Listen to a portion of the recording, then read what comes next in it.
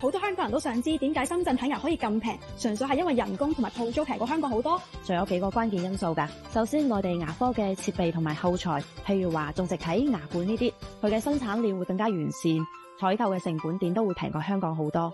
其次啦，市場嘅競爭又好大，大家都會推出唔同嘅優惠去吸引客人㗎。另外，仲有內地政府政策嘅支持，而家喺度大力推動醫療惠民政策。依家嘅種植牙特採政策就係最好嘅例子啦，價錢可以平50%到75%咁多。再加上深圳牙科機構嘅接待量又會更加大，當然啦，價錢平只係其中一個吸引力啫。首先就係性價比比較高，用嘅設備同埋材料同香港比差唔多，甚至仲更加好添。更重要嘅係要有大量技術精湛嘅醫生，部分仲有海外進修嘅背景。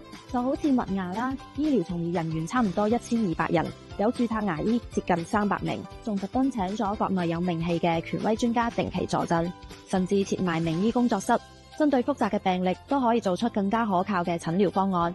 淨係羅湖呢間麥牙好康醫院，每個月嘅接診量都有3000幾人㗎，咁香港客就佔咗一半以上啦。而且服務要夠貼心，預約要夠快，等嘅時間又短，環境又整潔寬敞。部分院區仲有粵語同埋英語服務。論機構嘅規模，麥牙喺醫療、科研同埋教學方面都可以兼顧到，科室嘅設置又好齊全，感染控制流程亦都好嚴格。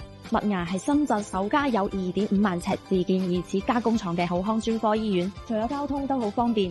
麥牙牙科有好幾間旗艦院區，就喺深圳福田羅湖地鐵口附近，過嚟好快㗎。